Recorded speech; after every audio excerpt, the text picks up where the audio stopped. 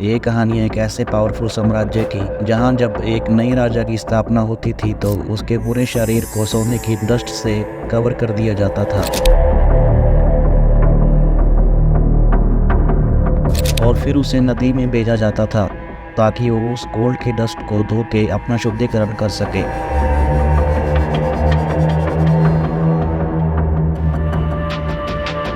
इस शहर के पास इतना सोना था कि इनकी खुद की एक सोने की बिल्डिंग थी। एक ऐसा शहर जिसका नाम तो सब जानते हैं लेकिन उसकी सच्चाई कोई नहीं जानता। इस शहर का नाम है एल डोराडो।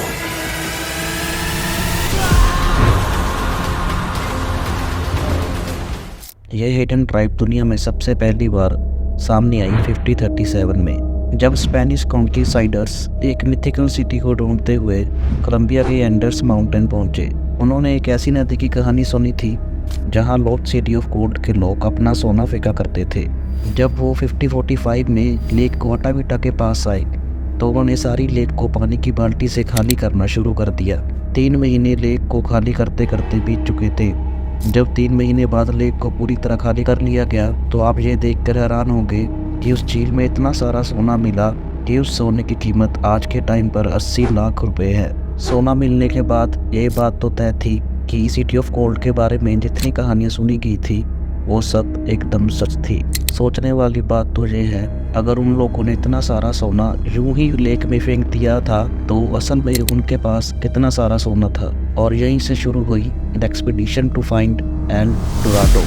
एल डोराडो एक स्पेनिश शब्द जिसका इंग्लिश में सिंपल मीनिंग है द गोल्ड। क्या स्पेनिश एक्सप्लोरर्स की सोने को ढूंढने की खोज पूरी हो गई थी? स्पेनिश रूलर्स का इंटरेस्ट इस जगह को लेकर साल 1535 से पहले से ही जगा हुआ था।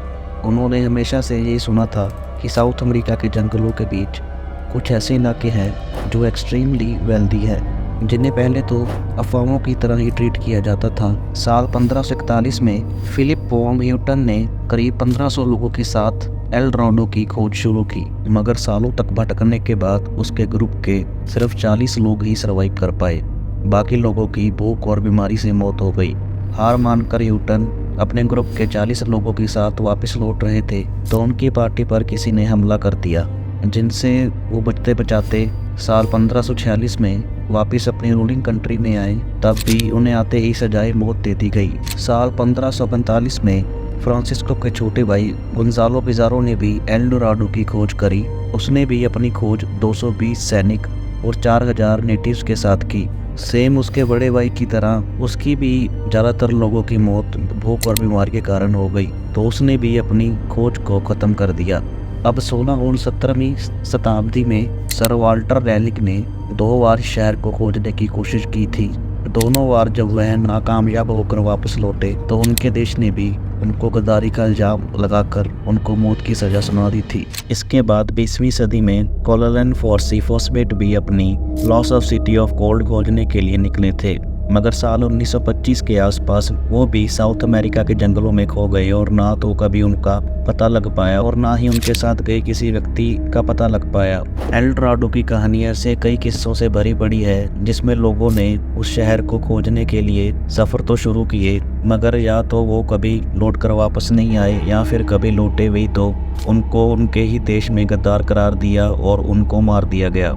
और इसी वजह से कई लोग तो इस शहर की खोज को एक अभिशाप भी मानते हैं। मगर लालच इतनी बड़ी चीज़ है, अभिशाप से वाकिफ होने के बावजूद लोग बार बार ऐसे सोने की तरफ खींचे चले जाते हैं। तो आप जानते हैं एल डोराडो के मशहूर होने का कारण?